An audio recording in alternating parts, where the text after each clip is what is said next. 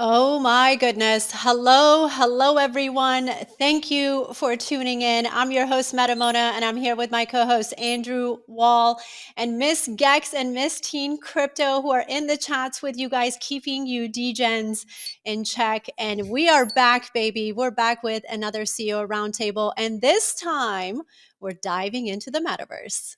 That's right. CEO Roundtable is the only show that challenges top Web3 founders to address the toughest obstacles facing their industry. So, for the first time ever, the leaders of the premier metaverses will all jointly discuss their vision of the future right here for you beautiful people right now. That is so incredibly exciting, Andrew. And it is for the first time ever. You guys are in for a treat.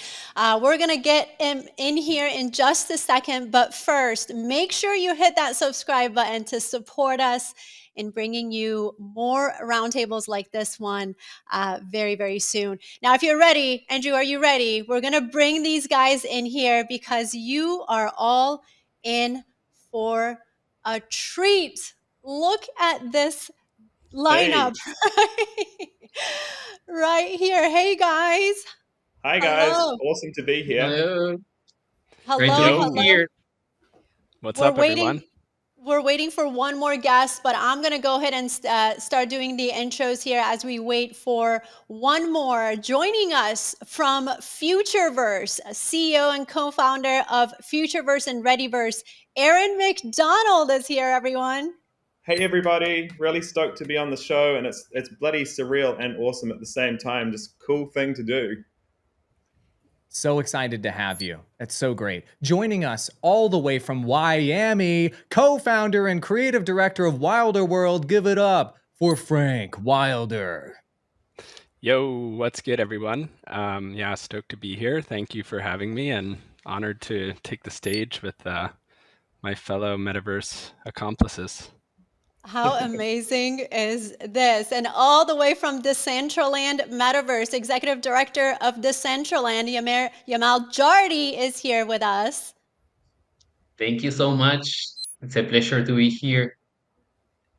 Yeah, definitely. We love having you guys. This is such a treat. And by the way, we have Sebastian. He is here, but he's having a bit of technical difficulties. So just bear with us as he adjusts his difficulties, and we'll get him in the room in just a minute. Indeed. So today I've got 4 critical challenges for each of you to address in this episode. Are you ready? Challenge number 1 for metaverses. Number 1, attracting users. Number 2, simplifying onboarding. Number 3, scaling the metaverse. And number 4, keeping users around, obviously. So before we tackle all those challenges, we want to thank our sponsor of this show, Lizard Labs, who's helping Web3 gamers, builders, and investors scale up your game. They are hosting a Metaverse Roundtable X Space tomorrow. I will be there, along with community members and team members from Sandbox, Decentraland, Wilder World, and Futureverse team. We're going to dive deeper into these metaverse topics on the Lizard Labs show, Lizard Lookout on X. Click that link in chat, click that link in description, and just set your reminder. We're going to go way deeper into this metaverse content on that show. Let's go into challenge number 1, Mona. All right, guys, we have a lot to cover, so we're going to jump right in. Founders, if you're ready, let's get into our first challenge, attracting users. Now, the challenge focus here is high fidelity versus low fidelity approach. Now, we know as the metaverse evolves, we're seeing a shift from early voxel style experiences to high fidelity environment. So in this challenge, we're going to talk about your strategies for attracting users with your chosen fidelity level and how you're leveraging intellectual property in your approach.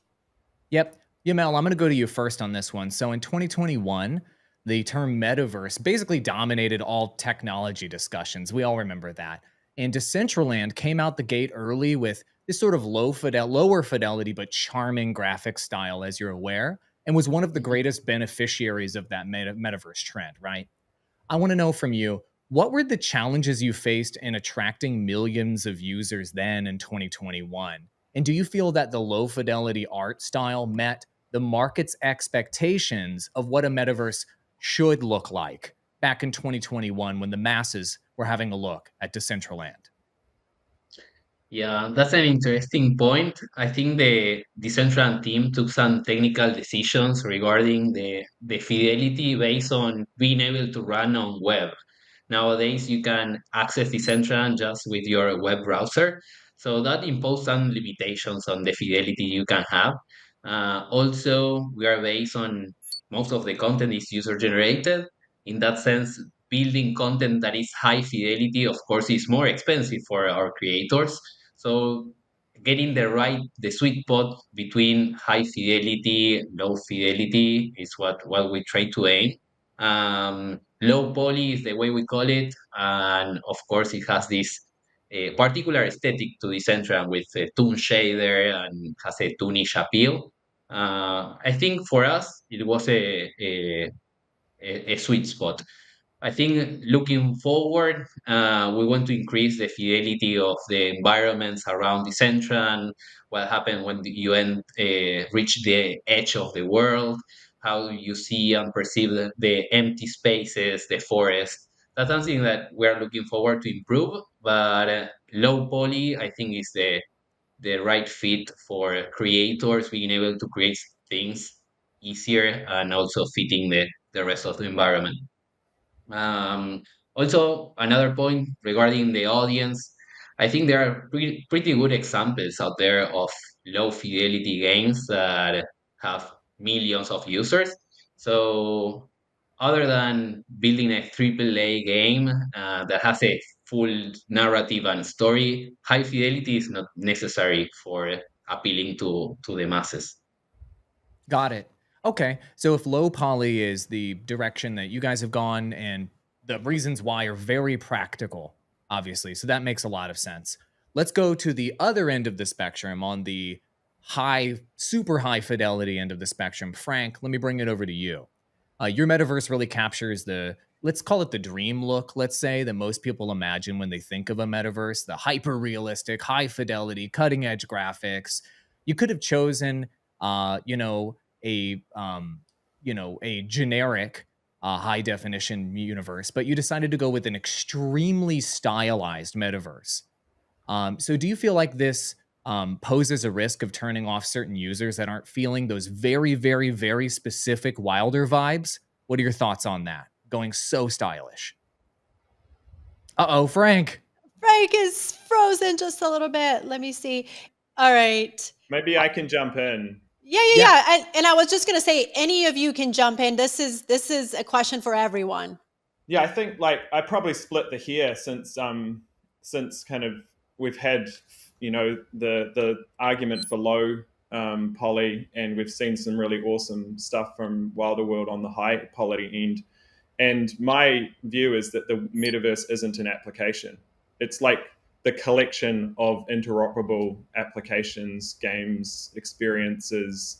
And so if you're thinking about the metaverse as all of us here as opposed to a specific app, then there's room for everything, and you can tune your experience to the use case you're trying to deliver and the audience you're trying to reach. We have in the Futureverse a range of experiences from mobile apps that are kind of low poly, really easy to run on those devices, up to AAA quality experiences that have the high fidelity graphics. And what's really important is being able to provide an infrastructure underneath that enables interoperability of that content.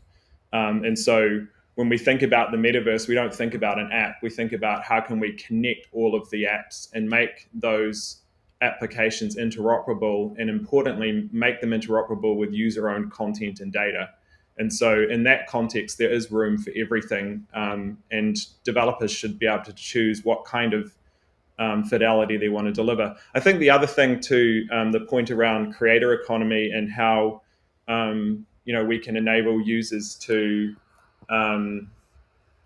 to have the choice about how they create as well. AIGC's like solving a lot of those problems. I mean, the environments that I'm talking to you from now are all Unity environments that were generated by our AI. And so, you can build high fidelity environments as an end user now using these next generation tools, whether that's avatars or pets or vehicles or environments. You can actually kind of now extend the abilities that were only available to professional creators to down into everyday users. And so that choice, what type of thing the user wants to experience can be more fluid than perhaps what it's been in the past, when a developer's had to kind of set all of that stuff up and do the hard work themselves.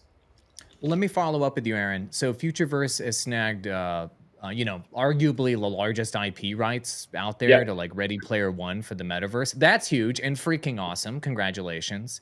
No worries. And Parsifal's happy to be here today to see you all guys. Look at that. Let's go. How are you able to say anything about how you're planning to use this iconic IP to shape and enhance the metaverse experience? Obviously, attracting users with, let's say, the top metaverse IP is a pretty huge advantage. Yeah, and I think that's part of what I was saying earlier. If you kind of think about the metaverse as the collection of all of us doing these things and trying to make them in interoperable ways, then you can use IP in lots of interesting ways too. And we've got a range of different experiences that we'll be leveraging the Ready Player IP for, from something like Open, which is our AAA, super high fidelity battle royale format game, down to surreal escapes, which are kind of the worlds that you're seeing in front of you now, where users can go in and generate their own content, which fills up a space that they're creating themselves using our AI generated tools, through to other mini games, applications and experiences that could be in Unity or on mobile or on web, and giving the flexibility to creators to be able to make those choices, whether the developers or end users, is kind of a core part of our mission. One big thing though that we think the Readyverse can be really powerful for in this space is providing a portal so that anyone who's creating those experiences can come in and launch their applications and experiences using this interoperable technology. And so, whether you're a builder, who's building in Unity or Unreal or on mobile or on web, you can have a home where users can discover those experiences and come in and enter through those seamless onboarding journeys, and with those underlying capabilities exposed into your application for interoperability. I mean, on the point of IP, I think this is a really big part of our mission as well. Ready Player One is one of a dozen or so high quality, world popular movie IP and experiences that we're bringing to life in the next, coming months, along with global sports teams and franchises and big brands. And so we're really trying to draw the dots between things that people already know and love, and the things that they can, new things that they can do with that IP in these immersive spaces. Great answer. Thank you very much. I'm glad you could speak to that. Do you mind full screening the guy with the gigantic wide brim hat really quick, Frank? I wanted to go back to you. And Sebastian, we're going to get to you in just a minute, buddy. Frank. I just want to make sure Sebastian can hear us. Sebastian, can you hear us? Now. Yes, absolutely. Okay. I can hear you You can. Fine. Oh, here we go. Well, let me do an intro for Sebastian really quick. Please do. We have to do an intro for Sebastian. We're gonna full screen him for that one. Joining us from the Sandbox Metaverse, co-founder and COO of the Sandbox, Sebastian Borget. Today is the 12th year anniversary of the Sandbox. 12 years, that's basically 1,000 in the Metaverse. Congratulations. Happy birthday. Happy birthday. It's been an happy to have you. Amazing journey since we started Sandbox. We're just happy you're here, Sebastian. If you're blurry, we're going to take it. We're just happy you're here, and we're going to throw you right in the question if you don't mind. But before, let me bring Frank Wilder back here, because I think Andrew had a question for him. Yeah, quick question for Frank, and then I want Sebastian to address this one. Frank, your metaverse captures that dream metaverse look, right? Hyper realistic, high fidelity, etc. But what you guys are doing is you're doing this extremely stylized look for your metaverse that's very wilder, right? So have you guys discussed, like, do you pose a risk of turning off a lot of users that don't love that specific wilder vibe? Or are you just like, let's double down on it and just get people that are just truly deeply in love with this look and then forget the rest? How are you thinking about that? Because you guys have this, you could have gone generic high fidelity metaverse, but you went very wilder style. Can you help us understand that in terms of attracting new users? Nice, yeah. I think this is an ongoing question, and ultimately, I think there's room for a lot of different genres and aesthetics. And yeah, our approach to this is really, really like using next gen tools, and that I think similar to, it can be hard to look forward, but easier to look backwards. So I think a good reference would be maybe like how streaming kind of disrupted film and and then series and all these types of things. So really for us, we're using all the next gen tools, and the belief there is that the compute will happen in the cloud. And yeah, we've actually recently done a partnership with NVIDIA using their GeForce Now network. So that would essentially allow folks to log in through the browser and play Wilder World on really any type of device. And it's more reliant on your internet connection opposed to your local compute. Okay, got it. Okay, that makes sense. Mona, go ahead and hit Sebastian with a question here. Let's have him address the attracting new users topic. Well, Sebastian, we were talking about when we initially started the conversation, we were talking about high fidelity versus low fidelity. And I want to ask you this because, and I want to be transparent with my audience, especially as a journalist. I am heavily invested in sand and mana, everyone, because, back in 2020, 2021, these were the metaverses. And so even for me, I loaded my bags with sand because I was hopeful that the visuals would improve along the way. But we know today that Sandbox's voxel style is practical for its UGC approach, user generated content approach. We know that Sandbox's approach is a self-publishing platform. But would you say that there are plans to amp up that realism for users that maybe prefer a more sophisticated graphic style and that realistic virtual environment? Well, I think like you're really pointing out at the right thing. Like the core focus of Sandbox and our main mission is like how do we empower anyone to become a creator? And the best way to enable like massively people to become creator is like to lower the barrier to entry to content creation, to make it as simple as possible.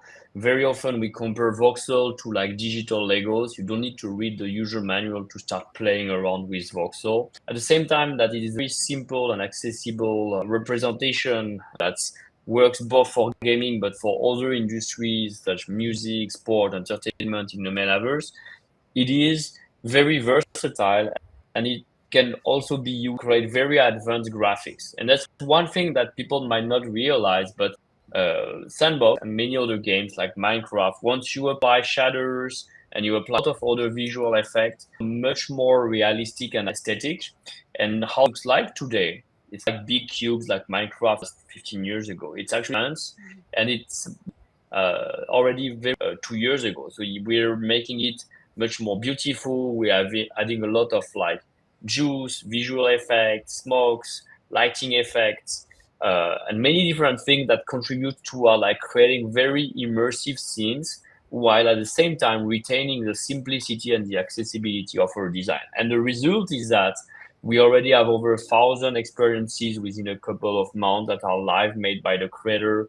We publish hundreds of events with top tier brands that are produced in like record time. Like we're talking a matter of weeks to months to produce high quality games and experiences with top tier brands, whereas it should be a matter of years. And that's one reality as well. The more like photorealistic, AAA graphic you want to go, there is a cost to that. There is a cost in performance, in memory, in content production. And so there is a financial cost, and there is a higher barrier to entry to like who can be a creator, because the people who can create that kind of content, they require like more training, specific skills, complex software. So the onboarding is not impossible, it's just like more selective, and it's not in phase with our vision of like anyone, no matter their background, could become a first time creator in the metaverse and start monetizing those new skills that they discover. And we're creating a virtual world that is inclusive and accessible to new talent, no matter where they are in the world. And I think that Sandbox has really achieved that today. And that goes to your question on like, how are we onboarding people to the metaverse? We're onboarding people first with all the major brands from all part of the world. There's more than 400 top tier brands from Ubisoft, Atari, The Walking Dead, Snoop Dogg, Steve Aoki, Paris Hilton, Blondie, The Rabbits. I can keep counting them, that are launching fun social gamified experiences on the sandbox that reward users both in sand or with other form of digital assets. We're opening co-creation with those brands by organizing game jam and video game, which at various contests like video game competition that are time limited. This year, I think we'll be close to 50 game jams, all with over 1 million cents on price distributed between local one in certain countries or global one available to everyone online.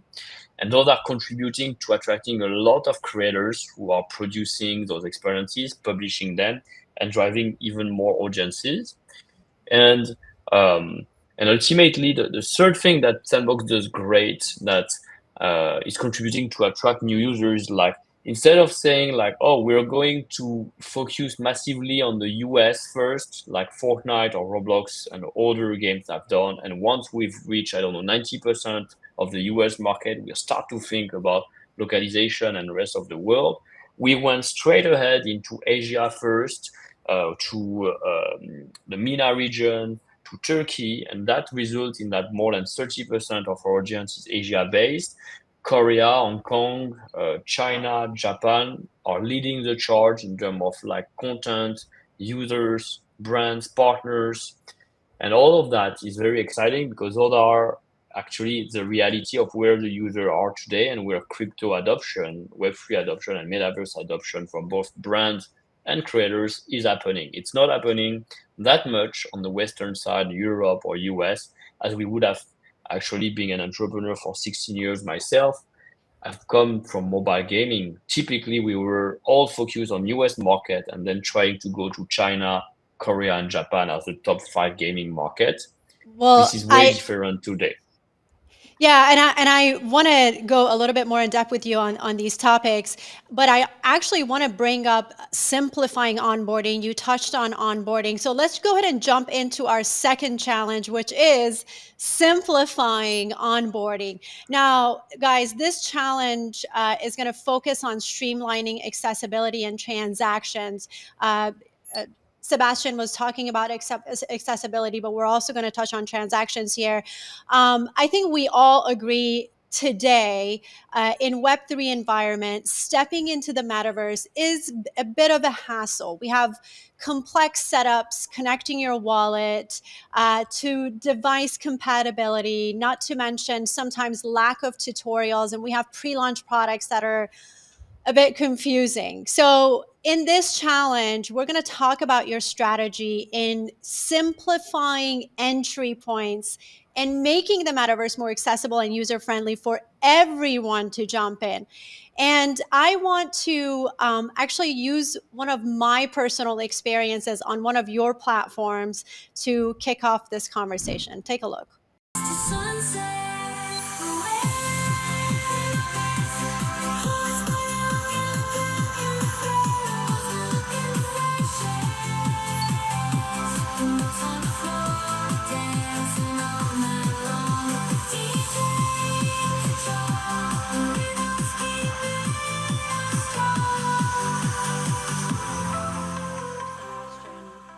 Sebastian got booted. But guys, you just watched my very first digital birthday experience in DCL.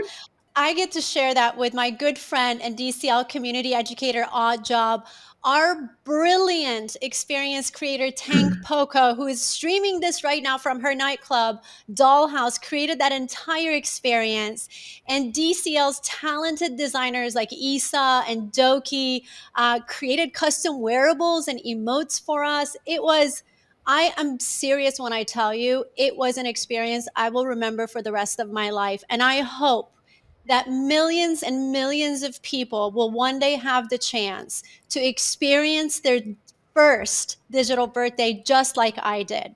However, we did have some challenges. And Yemel, the first challenge that I specifically had was in transactions. I've been wanting to purchase 5 of the same emotes that Isa created for us to support her work.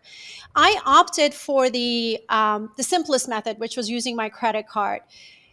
I've been having trouble getting that transaction confirmed. And to be honest with you, the crypto transaction in Decentraland has been a deterrent for me because of that blockchain bridging that's required.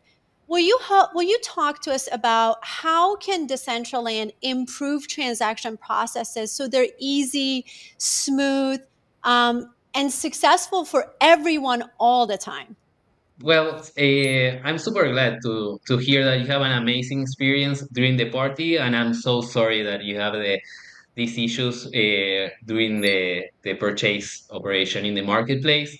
It's okay. I also want to take the opportunity to say hi to everyone who is watching this on Decentraland as well. We have been working pretty hard on the past months in lowering the different entry barriers, both for Web 2 and Web 3.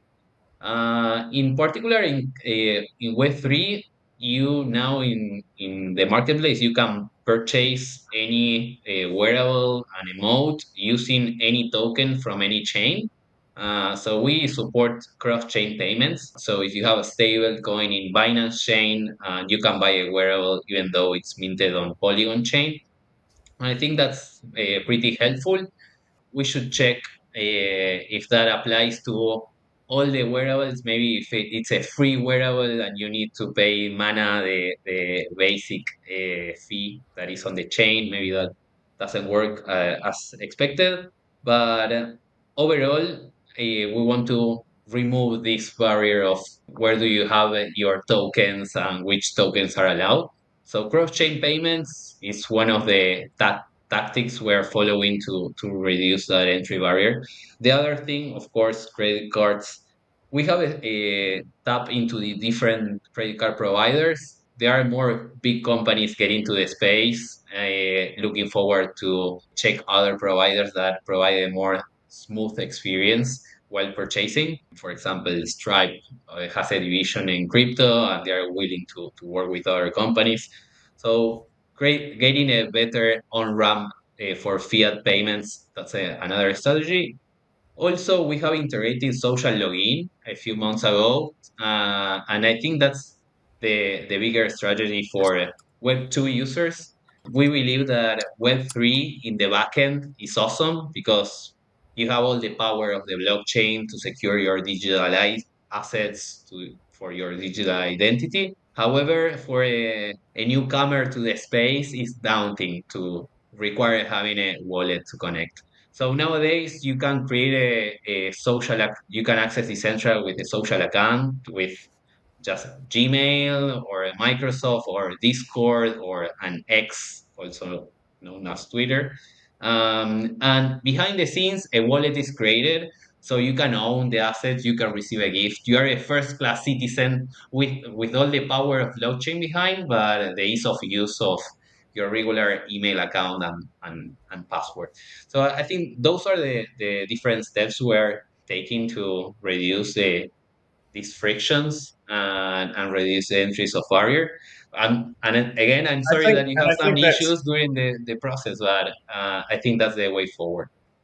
I think a lot of those memes are starting to disappear in terms of the usability side of Web3. You know, if you recently been following what we've been doing with Reebok, you can jump in and start to create your first metaverse piece of content in Instagram, with no other requirements other than to chat to our AI bot. You submit a piece of content, a photo, a memory that you love, that our AI tools turn that into a wearable sneaker that then you can go and use inside of the different applications and experiences, or even in Roblox or Fortnite. And so having those smoother onboarding journeys has been a big kind of mission, I think, for Futureverse. But we're starting to see that happen across lots of experiences in Web3 now, where you, as you mentioned, you can have a social login. You can go through that whole process, and we've had grandmas do it who've never touched Web3 before. Go in, interact with the AI on Instagram, create a digital sneaker, create a Web3 wallet in the process, buy that thing with their credit card, and send it to a loved one without having to think about Web3 at all. And if you can start to see that type of thing scaling across all of the builders who are trying to make this space better, I think that meme of usability will start to disappear in terms of the friction in that user experience. It's certainly something we've been super focused on, and you can go and try that now by hitting up Reebok Impact on Instagram and see the process for yourself, how slick a Web3 experience can be. Yeah, Aaron, I thank you. Actually, I wanted to ask you to touch on the Reebok collaboration, because the Reebok collaboration is exactly that, ease of accessibility. But I also can you quickly also mention, because we were talking about transactions, you guys have a few partnerships with payment protocols. You have Centrapay, and you have Immersive with MasterCard. Yeah.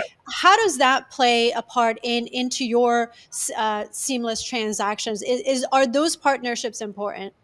No, really important. I think two things we've really done in terms of that transaction flow.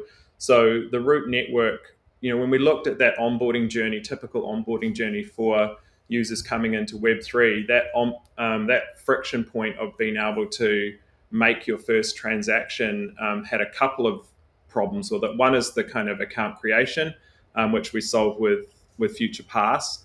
So you can come on board, create your wallet without having to think about anything other than your social accounts or your email address or whatever. Then the next step is like, how do you transact? And most times when you go through that process, you have to learn about gas, for example. And so what we wanted to do was try and abstract that for users. So Root Network has this thing called the Any Token Gas Economy. You can come in, pay with the native token of the experience or game or application that you're already engaged with, and the network will automatically convert that to gas. Or as a developer, you can use the same system for delegated gas, so you can pay gas on behalf of your users. The people who are minting those shoes with their credit card is using that delegated system, so the fiat transaction is then being converted to a native crypto transaction, and the gas is being paid on behalf of the user. So like simplifying that onboarding process has been really important. And I think a key part of like the ongoing adoption and transaction side of things is integration with popular payment systems. So you mentioned MasterCard, Immersive as a Futureverse company. They're one of the companies at the forefront of merging traditional financial rails and Web3 rails. And so you can power up your Immersive MasterCard directly from your Web3 wallet without an exchange in the middle or a bank in the middle, and spend that crypto. I go out, regularly in New Zealand here with my Immersive card on my iPhone and my Apple Wallet and spend it at a point of sale, just like I would with a regular bank account. And so again, those barriers to adoption are starting to disappear and the friction's reducing. Centrapay is another really great one. Centrapay is integrated to almost all of the world's popular point of sale systems. So Ingenico, Verifone, PayPal, the things that are at your local dairy or down at your local pizza store, they have a native ability to transact with Web3 wallets and not have to change anything in their own setup and their own transaction process, so that they can start to interface with users who are using those new money rails in a more seamless way without having to think about what's going on behind the scenes. So all of this technology is really coming together. And I think, across the space, Web3 space in general, over the last 12 months, there's been huge strides made in user experience improvements, and we can only see that accelerating, I think. That's all good news. Amazing. It sounds like it's going to be making things a lot easier for users. Let's kick it over to Frank. I want to know, Frank, in Wilder World, you've got those unique cars, those avatars, land, kind of accessories at a high standard, but they are going to come at a relatively high cost for, by normal gaming standards. Given the challenge of streamlining accessibility and transactions, kind of what strategies are you thinking about implementing to lower the barrier to entry to Wilder World, making it easier to and more affordable for the average user to engage and invest in your metaverse without feeling like they're priced out? Like, for example, right now, if you're going to go buy, a Trinity in Wilder World, you could be blowing hundreds of bucks US dollars on something like that. For an average gamer, that's an extremely high cost. So how are you guys thinking about that? Because you guys need, arguably you'd want to onboard millions of users to your metaverse. Hundreds of bucks, that's a pretty big barrier. Can you help me understand how you're thinking through that, Frank? Yeah, I think in terms of the payment stuff, I feel like there's a lot of good rails being built, and ultimately meeting people where they're at is what's going to win, and all roads will lead there. And, people are used to using standard login, their credit cards, all these types of things. So that's not to say offering the blockchain kind of base and protocols and that foundation isn't what to do, but I think there's a lot of interesting things with, account abstraction and all these sorts of things. So from the onboarding perspective, we're really thinking about, meeting people where they're at. I think distribution is a key part of that. We're currently on the Epic Games Store. I think we're in the top 25 most wish-listed game globally. So I think, again, going to where people who are used to playing games are at. In addition to that, we're working with Samsung as well. So we recently announced something with them, which would, through what I mentioned before, using the pixel streaming, allow Wilder World to be accessed through their smart TVs. So that's a part of their strategy, is kind of disrupting the console, because a lot of things, again, will move to the cloud. So on the Trinity bit, I ultimately don't think everyone in the metaverse will be owners, and I don't think that should be a barrier to entry. So the way we're thinking about it is, there's assets you can own, and then that shouldn't stop a player from wanting to enter Wilder World and, use a car and all those types of things. So, and another big lesson has been, like, in practice versus theory. I think it's easy to act in the realm of theory when you're kind of dreaming up a crazy idea, but once you practically get into building something and testing things and seeing, like, the path is revealed. So I think for us, we're currently in that process. And specifically to the cars, what we're working on implementing next would be, like, if you own the NFT, there's some type of indicator badge which says you own that. Other players would still be able to come in, create a car, use the garage, and drive around. So my sense is it will be something along those lines. And the principle being that not having that be the barrier to entry, like just treating it kind of like a normal game in that sense. And I think, there's a very high standard as well. So in terms of how we're approaching building, I think in Web3, it seems like the high quality AAA thing is, it's a large investment, or but look at all the best performing pieces of entertainment and IP, like they're big productions and they're being built as such. So I think those things will kind of cross, and we'll start to see a lot of really high quality productions using kind of blockchain under the hood. And there will be different types of people who want to participate in those experiences. And I really see that as, like, there's owners, there's creators, and there's players, and they all kind of have a different optimization and way which they can engage with the world. So, but I don't necessarily see it, a thing being of quality, being a barrier to entry. It's just designing it as such. Makes sense. Thank you for separating the idea of gamers and owners. Go ahead, Mona. First of all, I just wanted our viewers to take a look at Frank. Guys, this is not Frank. This is Frank's avatar. It is so realistic. It's tripping me out. I love it. I just wanted to point that out one more time. But I mean, you bring up a good point. We're all business owners. You have to do it. And as you're building it, there's redirecting and rebuilding. But you brought up the cars. And Aaron, I want to ask you, I want to share this experience with you that I had. I got my Future Pass.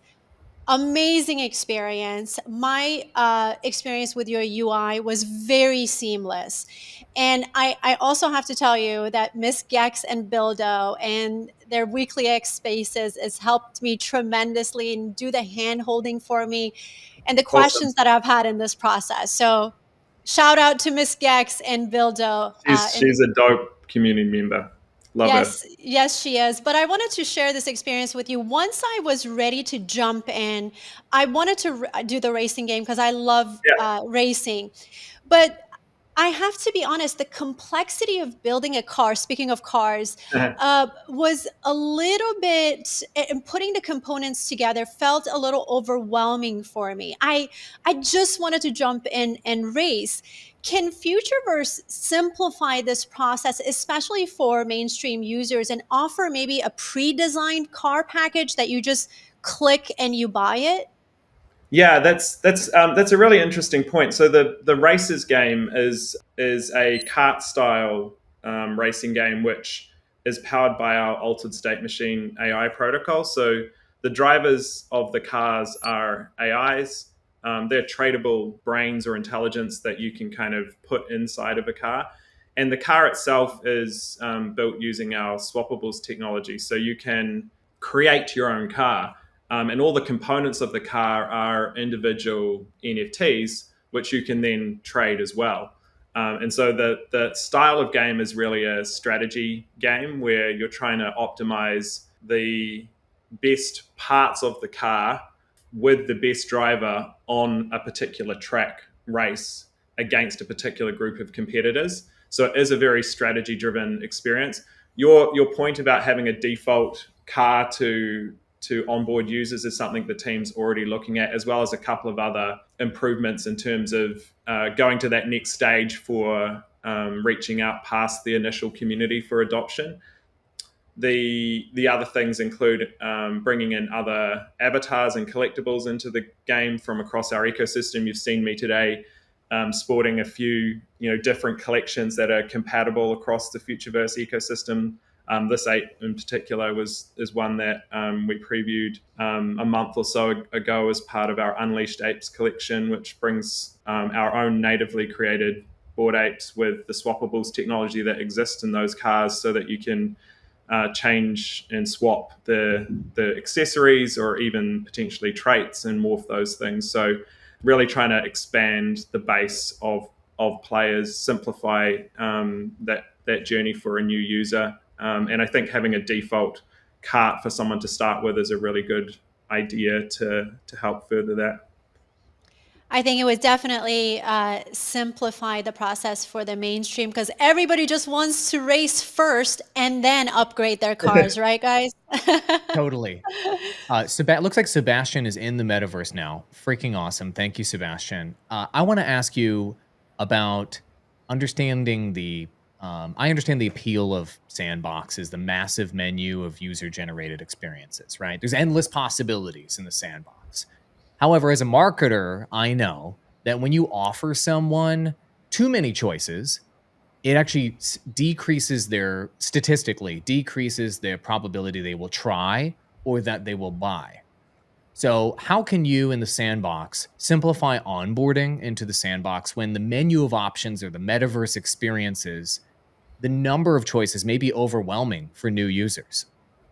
So yeah, absolutely. There's a few things that to take into consideration when you look at Sandbox. Like we're just past the 5.8 million users, so we are one of definitely the decentralized application that drive the most user to be onboarded.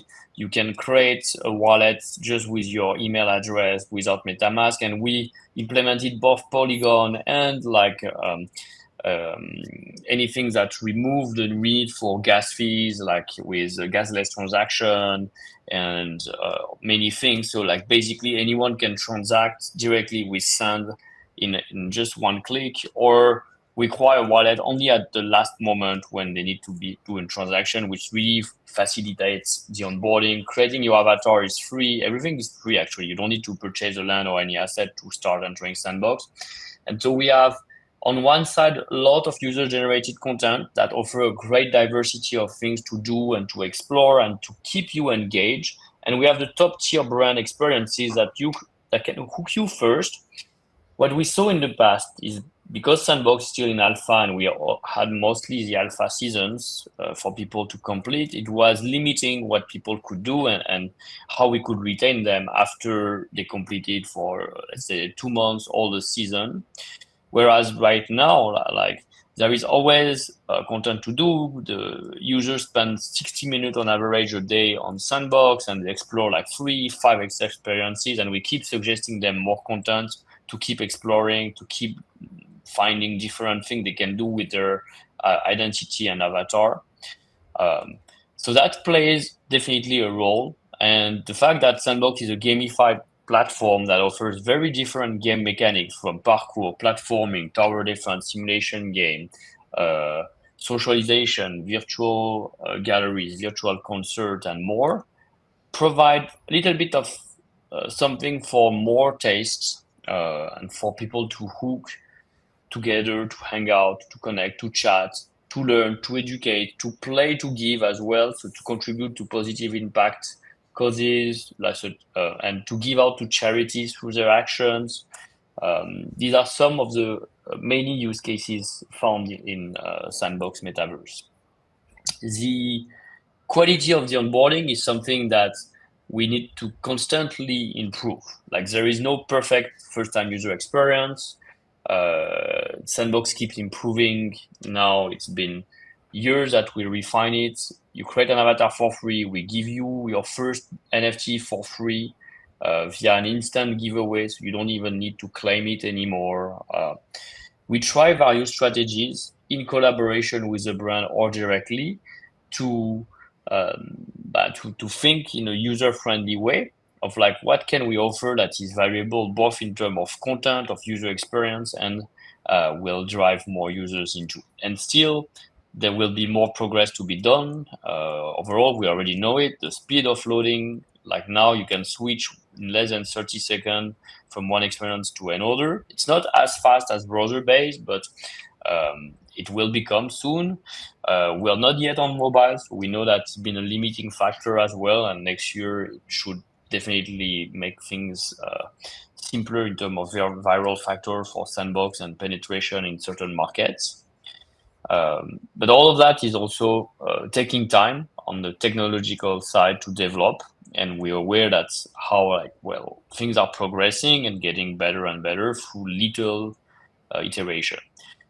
In 2021, our strategy of interoperability, like onboarding over 50 of the blue chip NFT collection, like Bored Ape, CyberConks, Artifact with Clonex, and World of Women, and many others, was also a way to enable the NFT holder of those community to play around with new characters, that their NFT turn into 3D characters, gain new utility, and allow them to.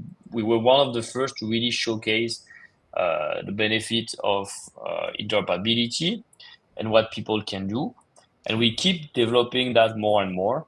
Right now, you can see I can Sebastian, don't. Sorry to interrupt. Don't go into interoperability yet, because I am going to bring that up. But that looks so amazing. I mean, yes, we have come a long way. You're absolutely right with those graphics. I was really enjoying that.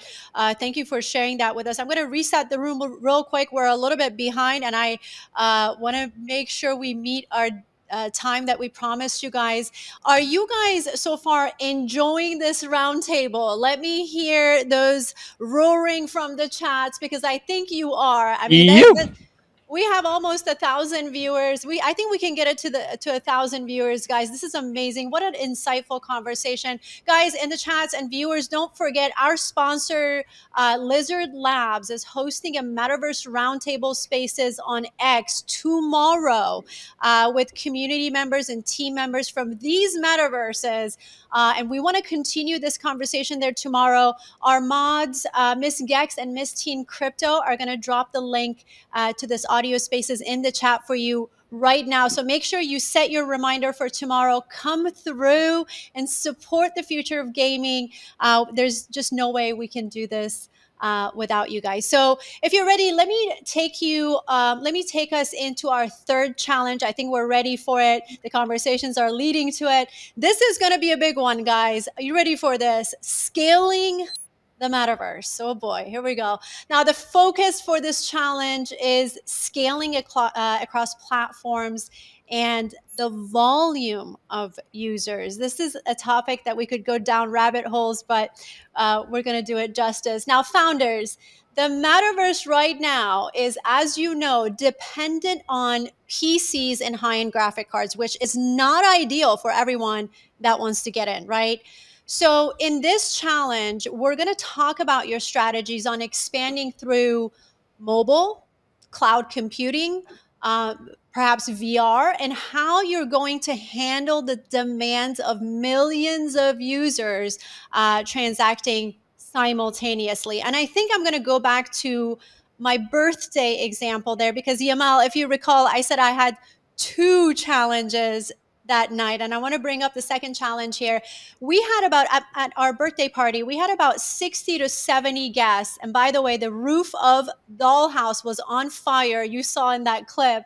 But unfortunately, not everyone could get in the club. We had people stuck outside of the club. They couldn't get in through their iPads. They couldn't get in through their PCs. We had some browser issues once we reached that 70 or so number. Yamel, I cried. My guests were crying. They were stuck outside of the club. Why weren't we able to scale the event? What was the issue? And AJ and I talk about this all the time. We want to have 500 guests next year. Will this be possible by next year? Yeah, well, this is a really good timing to let you know that we have been working really, really hard in bringing a new Decentraland experience. There is a new client that will be launched later this year, so and it's looking amazing. We're hosting a community summit next week in Buenos Aires, bringing a bunch of really active community members to get the first try of it, and yeah, it's looking promising. We have went through the aesthetics, revamping some of the points we mentioned earlier on the low fidelity, high fidelity, the networking. It's brand new, so next year your birthday party is going to be on another level for sure. That's um, amazing. Yeah, go ahead. Yeah, so I think that that's the yeah, I we know that the current experience is not as good as we want, but there is something great coming up. And one of the decisions that we have to took there during rebuilding the client is to make it ready to expand to another platform. So launching first on desktop, ready to go to other ones. That could be a console like Xbox, that could be going to mobile and tablets, it could be VR. We haven't settled yet.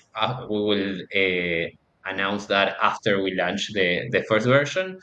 It's totally in our roadmap to expand to another platform. And I think Frank mentioned something that is really accurate, met the users where they are, and being able to tap into the different stores and where the users and gamers download the different entertainment activities. I think that's the next milestone for us. Get ready the new version of Decentraland and put it in front of where users download their games. Yeah, so for us, that's I think the strategy. I have a question like cloud computing for us. Like pixel streaming technology is something that we haven't considered really because I don't believe it's cost effective. At least unless you get the user to pay for it, you have to subsidize all the cost of that, and that really doesn't scale that well. Like when you have a big hit, I don't know, another pandemic, yeah, you have a lot of users. How is that going to be sustainable? That's an open question, maybe. I'd love to bring that over to Frank, actually, since he mentioned Mhm. earlier they were doing cloud-based computing services. Frank, obviously the graphical fidelity in Wilder World looks like it would even melt my liquid-cooled 4090 graphics card. So obviously high-end PC, clearly an addressable audience for you. You mentioned a moment ago going NVIDIA GeForce Now partnership. That'll get you like the low-end PC market or mid-end PC market unlocked there. And then you also mentioned the Samsung partnership, which unlocks TV. Of course, there's other areas of gaming like mobile and VR. So if you are opening up all of these additional platforms for people to play Wilder World, can you address what Yemel just brought up? Like, what if 1 million users come in? Are you going to have to blow like $100 million a month or something to do pixel streaming? Like, is this technology ready? Is this cloud-based gaming service tech ready? He's gone. It's not ready. It's not ready. ready. I'm He's back. back. It was the ready. form. I swear it was the form. Case They in sent point. the EMP to Miami. Frank, is this cloud-based gaming? Is cloud-based gaming services to stream games ready for prime time? Yemel brought up the economics of it, and is it also ready to unlock, the growth platforms of gaming like mobile, for example? Can you address those items? Obviously, you guys have looked into it deeply. I can probably jump in while he's having. Yeah. All right, hit us, Aaron. Hit us with it. Hit us.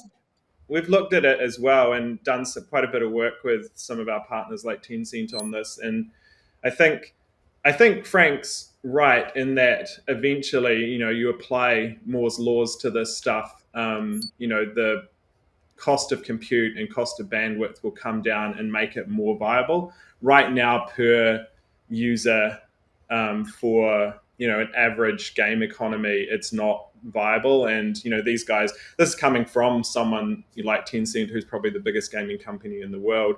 If you look at like mobile game economics and stuff like that, it just wouldn't stack up for the mass audience. But it is being used quite successfully in the onboarding sort of journey. So you could start to see things like we're doing with the Gods and Goblins Grumble game, where people can start to participate in a game that is being streamed from the cloud as their first experience in a limited way, and then use that as a step to onboard them into a client-driven experience. So I think that's probably where we're at now from an economics perspective.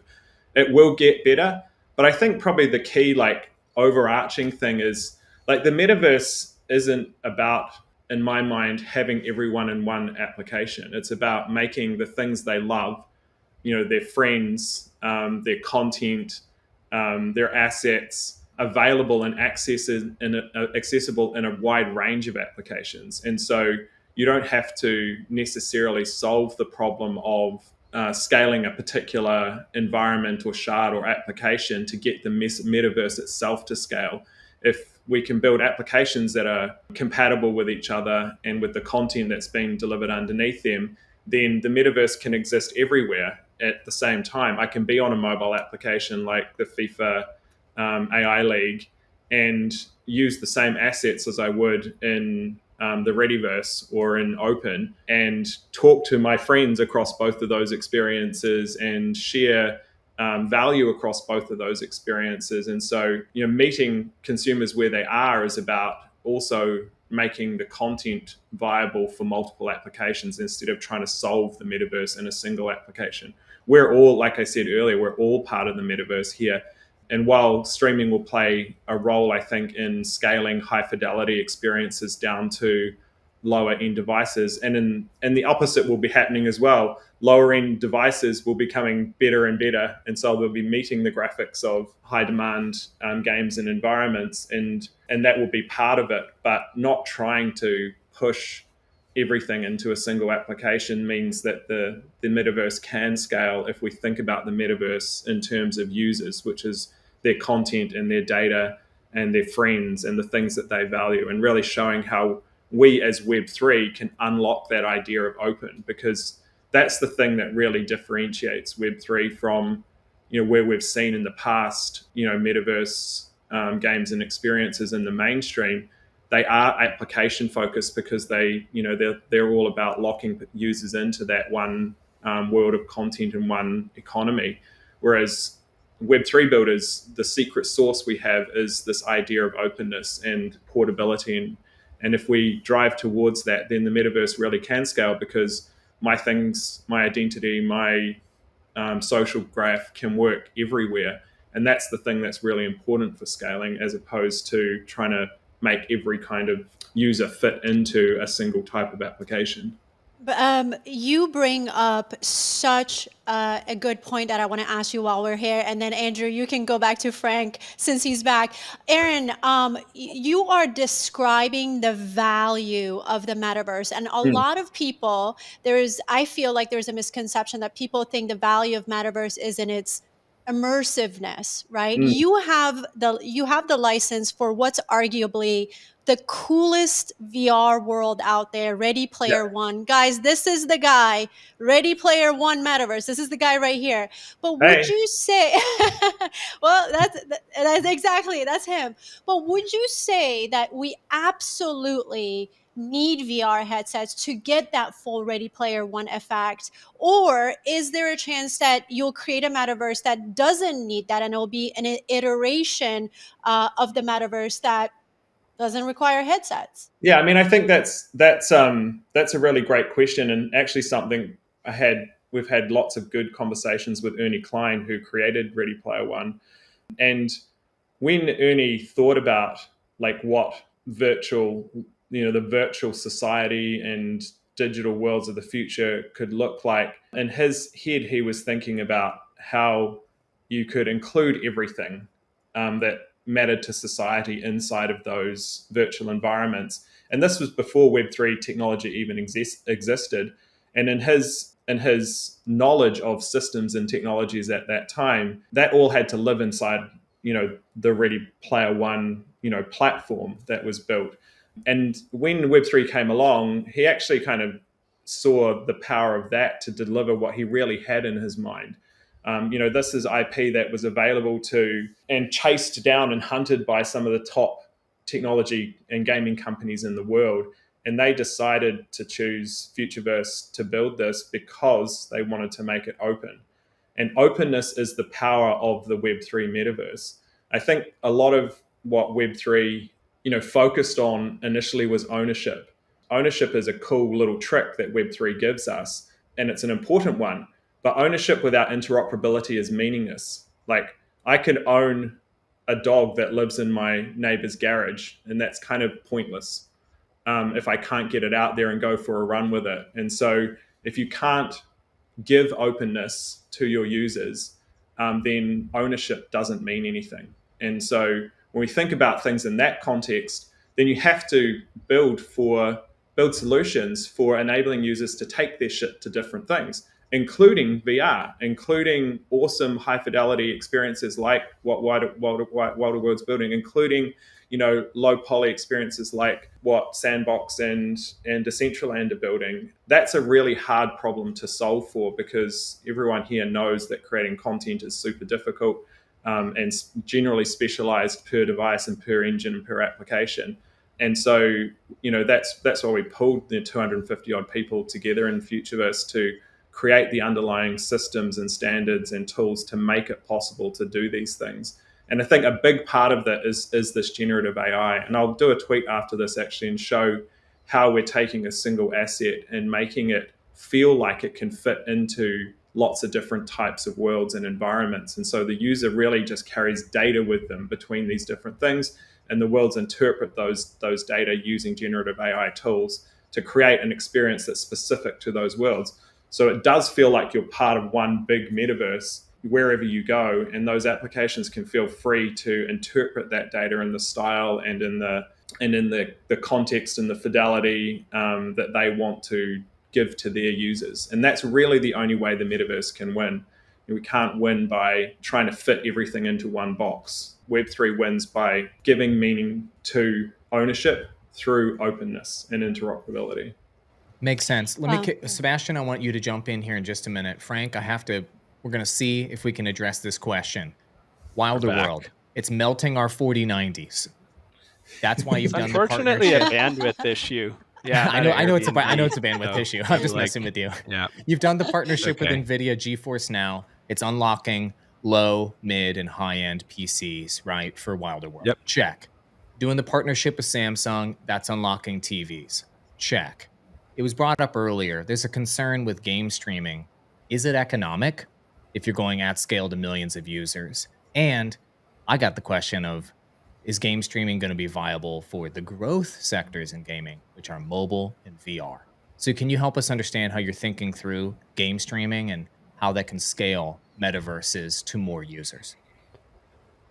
Yeah, I came in right as Aaron was finishing his point on this, and I tend to agree with what he was saying. As costs will go down as we progress, and the compute becomes more readily available and more of a path to really running systems in the cloud. I think, yeah, you can also have different layers to the experience where you might not need as much compute, for example, like social experiences and things like this. So, you don't need as many animations and all these sorts of things, or maybe game mechanics. So from a compute perspective, there's actually less compute required. And then I think, yeah, I also agree around really addressing the journey of the player, and then at what point does it make sense for them to maybe download an executable or what it may be. So what NVIDIA does is they offer a certain amount of hours free per month, and then so that's their model. I think something along those lines would be the thing to build internally. Really, as we scale, though, I think right now there's a lot of these challenges are everyone's problems. And I think at one point in the early 2000s, yeah, the idea of the cloud and having everything live in the cloud seemed insane. And then, now sure enough, it's very commonplace. So I think as we move forward, that will become more the standard for our experiences, just like it has with MP3s, movies, all these other types of things. Why would you need to store things locally if you're not required to? So yeah. And then in terms of actually scaling the player base in a single environment, that's also everyone's challenge currently. Yeah, there's a lot of cool solutions out there and a lot of smart people working on this problem. We've been working closely with Metagravity on the concurrency problem, and yeah, the even the biggest best games can only get 50 to 100 people in a game instance currently. So I think we will get there, and yeah, we've done a lot of good experiments. It's still rough around the edges with. I think getting that's high even a meme for but gaming, isn't it? Isn't it, Frank? Like the idea that, like in a game format, that you would want like tens of thousands of users at the same time seems like highly hectic and chaotic for a good game experience. I think for like social oriented experiences, it makes sense, but seems to be an unhealthy obsession in the broader metaverse community with concurrency, when I think in many situations it doesn't matter. Yeah, it's tough. Like I Or think it might be even like detrimental to the experience. I was watching some of the stuff that was happening with the other side, and it was looking great, but then you just kind of saw that, as a user looking at that every day, all day, with this kind of mess of like things happening everywhere and going everywhere. It'd be like, living in the middle of the busiest mall in the world. You just wouldn't want to do that. Yeah, sure, you might want to do it every now and then when it was fun at a concert or something like that. But the fact that was like your core game loop, I think would be hectic. Yeah, I think it's less for the game loop, but I do think the reason we've decided to build a city specifically is it's something very tangible that people understand. I think these concepts can get very abstract. So for us initially, it's like we're building Miami. It becomes very clear. It paints a picture of I'm in a city, there's people around, I can do things, I can drive, so we're kind of more looking at it from that perspective. And I think yeah, in addition to what you said and that's about, cool. And I guess that's a similar argument. Like if I live in the city now, I spend like I my live in most nature, so the metaverse yeah, is going to be exactly. my city. That's And I kind of spend the, half my yeah. time at my beach house as well. And so I think like the general population likes to be in small spaces with small groups of people most of the time, and then occasionally go out and like be amongst a crowd. Yeah, I You think know, that's what's changed. Like, yeah, I actually prefer to live not in the city. And yeah, we went yeah, to and New York City recently and was like, holy shit, this is like I haven't seen this many. But I think that's a part of the offering for the metaverse is it can bring people together in that way of however you want to experience it at whatever level of frequency, it's yeah, kind of there and you can enter into that experience and you yeah. can be remote. So and then I think in addition to that, yeah, it's more about solving the core mechanics. It's a very interesting use case from our perspective. All the mechanics of, you know, governance and economy and entertainment, all these kind of things wrapped in a package of something that is like so inherently close to what we know as society. I think that's kind of been so Wilder World is kind of that use case for us. Yeah, I think, you know, it's definitely a work in progress. And I think really in the near term, the way we're thinking about it is having this kind of like the city as a bootloader and having limited functionality and then Mm, going to mm, places on the map where you mm. might engage in a race or Yeah, you have a game mode we're working on called The Breach. So you'd kind of travel to specific and then you can make interesting use of servers and things like that. But yeah. yeah, I'd love to give all Sebastian a interesting chance challenges. to pipe in here. Cool. Really quick, Sebastian, the congrats on the sandbox approaching 300 user-generated experiences, might be more or so. We have not mentioned the word AI 5,000 times, guys, in this conversation. We did not take a cue from Google. What was wrong with us? So let me start mentioning We failed our quota. We I failed feel our like AI I've mentioned quota. it 5,000 times. So let me say it a few times Aaron here. did. Okay. In the age of AI, the algorithms are now going to give us more views. There are two camps of thought on scaling user-generated content, Sebastian. Like, you know, Camp A, which is AI as a tool for creators that makes their content tasks easier, like a farmer using a scythe on the fields, right? Then Camp B is saying that AI is a technology that replaces human tasks entirely, like tractors replacing all of the workers on a farm. So how do you view the role of AI in scaling up user-generated content in the sandbox? That's a good question. Okay, if we can't get Sebastian's feedback on that, I'd love to know Yemel's thoughts on that. Whether you view AI as this tool to make tasks Yeah. easier for user-generated or a tool that replaces a lot of user-generated.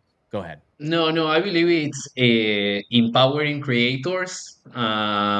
We have seen how technology is making individuals more powerful. At the maybe for having your own communication channel, you need to own a company, have a big stage, have people working for you, and now you can be a streamer and have a huge audience, and you can do it by your own on your house. I think technology is empower individuals. AI is just another wave on this, a super powerful one, but it goes in the same trend. It can help you on drafting a narrative. It can help you in drafting the dialogue, proofreading them, or internet translating your experience in so many languages. We are also very interested in the 3D modeling AI software. It's not quite there yet, at least for the low poly aesthetics that we are looking for. But things We is can help you moving with that more if you fast. want to take a look at ours. Which one? Futureverse. Futureverse. There's some of the Yeah, best totally. 3D AI scientists in the world working with us, and I think you'll be surprised how good it can be now. Boom, they just Amazing. Yeah. announced their collaboration and partnership right now, and they just inked the deal. Done.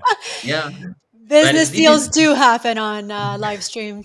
When yeah. Well, spaces. this I attended to GDC recently, the Game Developer Conference, and I saw so many AI startups providing services to gaming companies in asset modeling, in texture generation.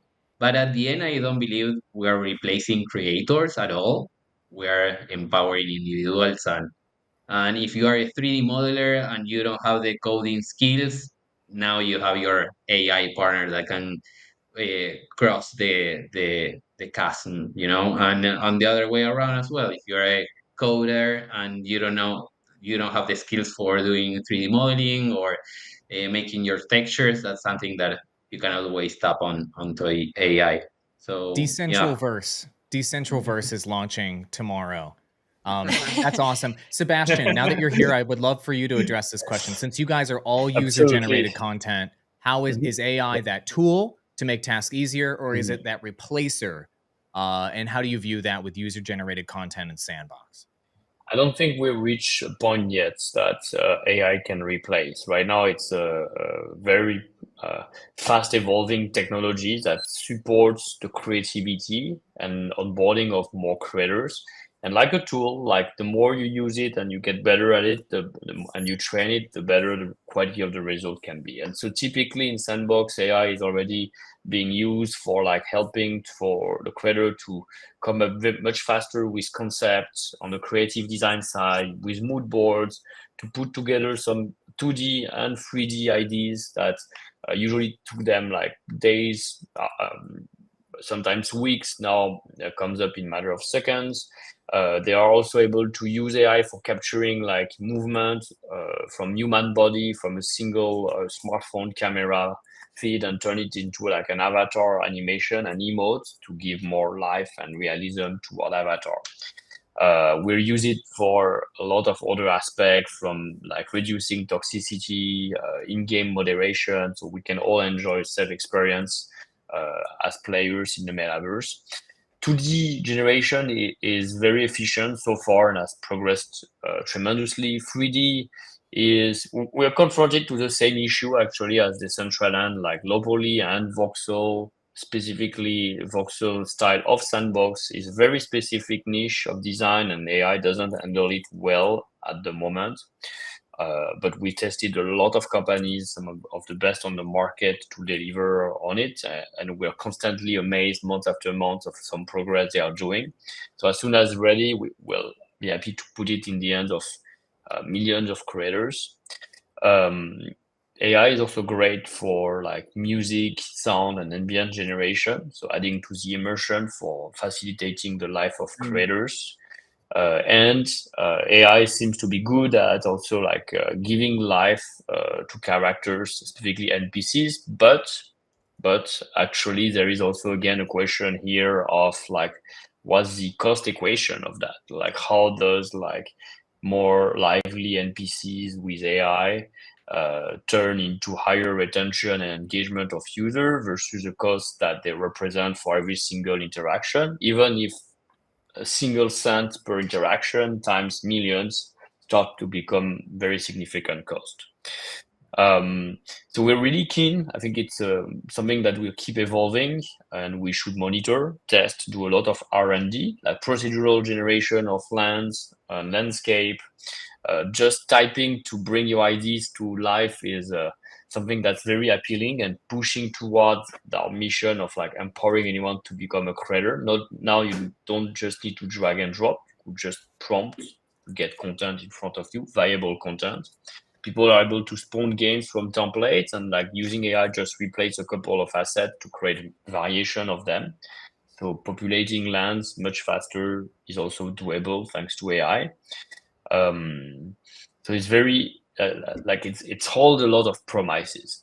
The counterpart is like who the ownership, the copyright ownership, the authorship, and that's why blockchain is an essential part. You really want to track who is the original creators, who belongs the copyright to from a creation, and how do you bring back the royalties to those original creators.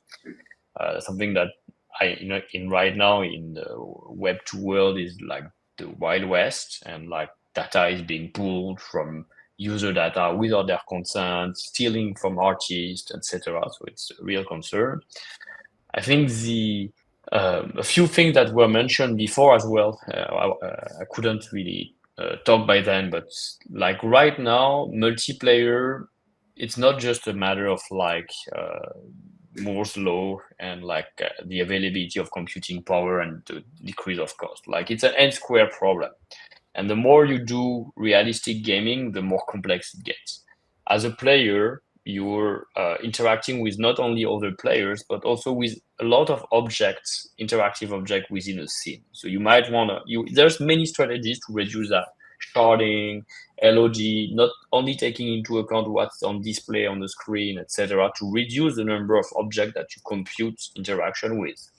But just imagining the fact that if I have n players and a platform, and as soon as one of them move on the platform, the n-1 players need to know or be aware that that player is on the platform, so they cannot go on themselves and transfer that amount of information in a matter of 20 milliseconds to all the other players.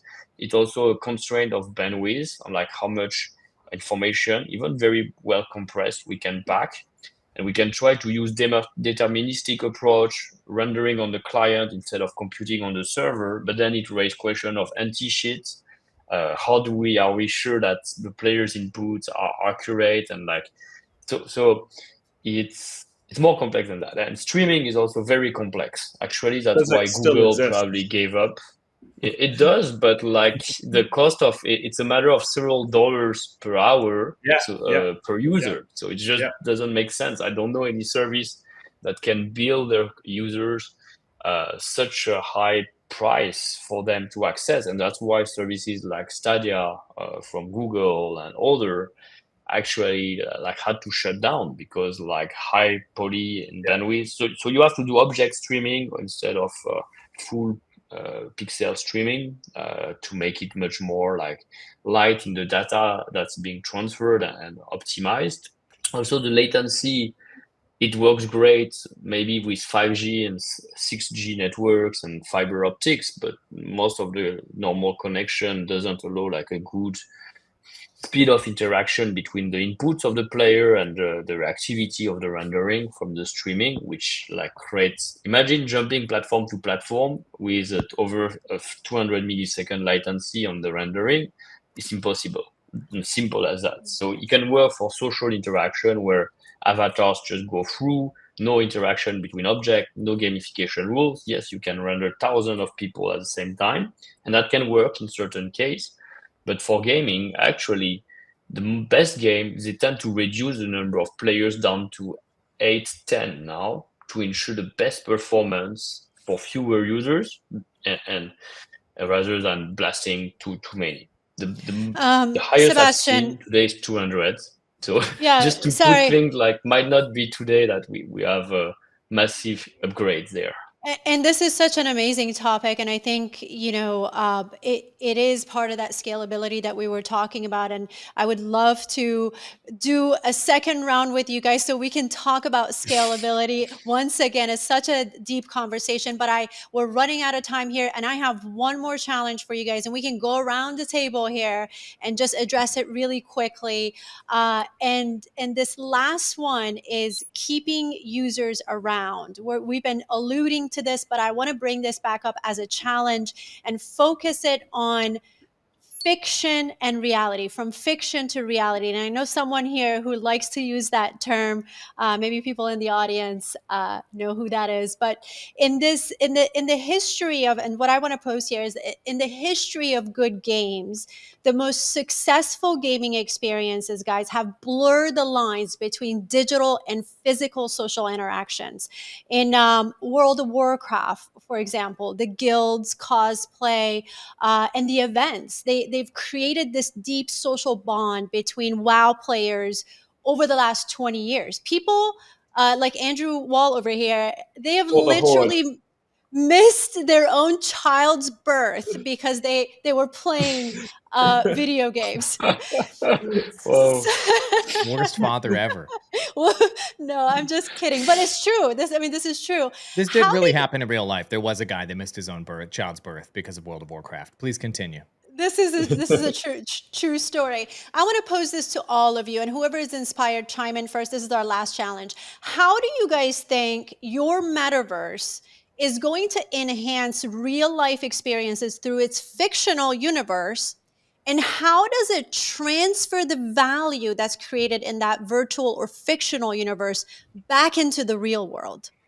Who wants to take that first? I know it's a little deep. Yemel I mean, does. I think generically I'll jump in the after. metaverse is the world we live in reality. Like the average human here is going to spend 40 something years of their life looking at a screen, and so the notion that the metaverse is something separate to the society we live in, I think, is probably incorrect. We are in the metaverse. The digital society and the physical society are the same society. You can't take digital out of our society, it would collapse. The digital economy and the physical economy are the same economy. You can't take the digital out, it would collapse. And so I think for a starting point, like the idea of the metaverse being separate to society isn't great framing, because we are in this hybrid society already. And I think one of the cool things you see probably across all these communities already is that link showing up in the same kinds of things that you talked about with World of Warcraft. I don't even look at my /played on World of Warcraft and the number of actual years of my life I've spent in there. But I think you see that playing out at events and meetups and guilds within the communities that we all have, that people are creating social bonds and social connections with each other. They are getting into the cosplay side of things sometimes. They're organizing their own meetups. We've got people in the Atom Car Club building and racing real cars. And so this idea of Web3 and communities and driving the metaverse, I think, delivers on that promise already of bringing some joy back from these virtual experiences into real life relationships and communities. Thank you for that, Yamal.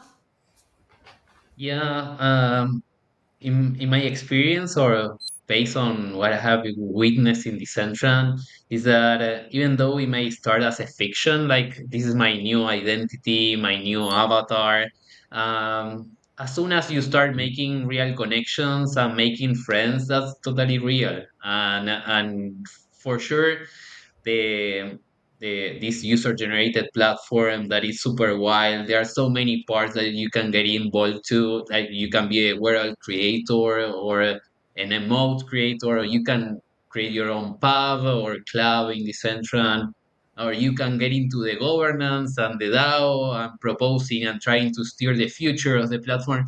In any of those points, if you find some friction, like an unbaked tutorial, there is a community for you to help you. And I think that's part of the beauty of Decentraland, that is an active community there that is looking forward, and it's one of the most welcoming communities out there. Super proud to be part of this one.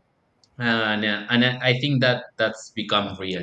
The friendship, the relationship, and has a real impact on human lives. And that also goes to in real life meetups. When we went to GDC, some folks from the communities drove for 8 hours from Los Angeles to San Francisco to meet us. And next week, another 50 people from different parts of the world. We have representation from the States, from Japan, from Germany, and they're like flying to Buenos Aires to meet us as well. So I think that's a real impact, and we can see these meetups popping up all around the world, and those friendships, yeah, had a lasting impact on our community. Beautiful. Thank you, Frank. I do I- agree that like we connect in Yeah. virtual. Sorry. Oh, no, you go, ahead. Sebastian. It's all good. Okay, all right. So thank you. I definitely agree that we get the chance to like connect in virtual world, and that often like also link back to a physical world. So what happens is like it doesn't really matter like where physical or virtual, they are both part of our reality now. Like it's widely accepted in the same way that now meeting someone online dating, finding love, getting married, and like where and how you connected to that person initially, it doesn't really matter anymore as it used to be like 20 years ago. And we're just creating those connections. We are creating memories and moments together that we cherish, that speak to us and reflect back on us. The opportunity of the metaverse and what we are all building together on this roundtable, I believe, is also to create new forms of entertainment. Like the technology allows us to develop new ways to interact in the way we are using body expression with emotes, in the way that we're like designing mechanics that drive us to play again, to explore one more world, to complete quests, to I don't know, come back for some rendezvous and discover new IPs or new content to be released, etc.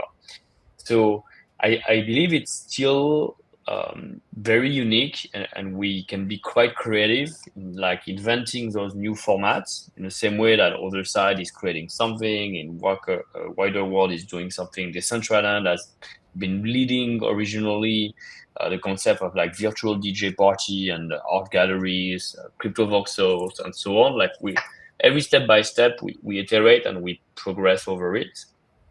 And Yeah. I think this is but well, ultimately we have a chance using the fact that we're all 3D virtual world to use the spatial environment to mobilize more senses and more meaningful connection interaction than just the 2D chats and the 2D internet. Because let's face it, everything we do on mobile, from our social media apps, social media in general, it's very flat. And it only allows mostly textual interaction at the moment, and we can do much better. Thank you so much, Frank. Awesome. Take us out, Frank. Yeah, great being here with everyone. For me, I really think, we could sit all day and talk about tech and protocols and innovation, but ultimately it all comes back to story and connection. I think the opportunity now is really like to tell new stories, often with new mediums and new things coming online.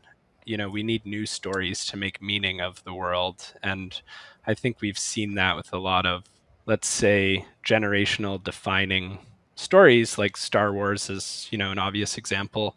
So that to me is like what I'm super passionate about, and kind of where we are at the life cycle of Wilder World, having the tools to now be able to really to start to tell the story. And I think what's unique in this instance is the story is communal, and it is it's kind of co-generated, if you will. So being able to do that together, and what we call in Wilder World living the lore. So I think that is like the opportunity. And I think, more often than not, we're utilizing things that we're leaning on things that have come in the past. And so that's really what I'm inspired by, is how do we tell new stories and kind of use the metaverse as the medium to have them come to life. Beautiful. Thank you for Thank those you for that. inspirational answers. Really appreciate it. And since all of you, our audience, thank you very much, have made it to the end of the CEO Roundtable, you are clearly a genius. You can't get enough of the metaverse. We love you. Thank you. And we also love our sponsor, Lizard Labs, for hosting the Metaverse Roundtable X Space tomorrow, where you can learn more about Sandbox, Decentraland, Wilder World, and Futureverse's team and community. Click that link in the chat and the description right now. Set your reminder. Let's talk more about the metaverse. I want to see every one of your beautiful PFPs in that space tomorrow. That's right. And guys, that is all the time we have for tonight. A huge thank you to our speakers for such an insightful discussion tonight. We really appreciate your time and attention. And to everyone involved over the past, guys, 2.5 months to put this roundtable together. It wouldn't have been possible without you. You know who you are. Miss Gex, Miss Teen Crypto in the chats. Thank you. My co-host Andrew Wall, our sponsor Lizard Labs. 1,300 of you tuned into this broadcast. We appreciate every single one of you, your time and your attention. Make sure you hit that subscribe button on your way out to support us for the next roundtable, which is coming soon. Until then, have a great night. Thanks, everyone. Let's go. Thanks, Thank team. you all. Rock on. Thank See you in the you. metaverse.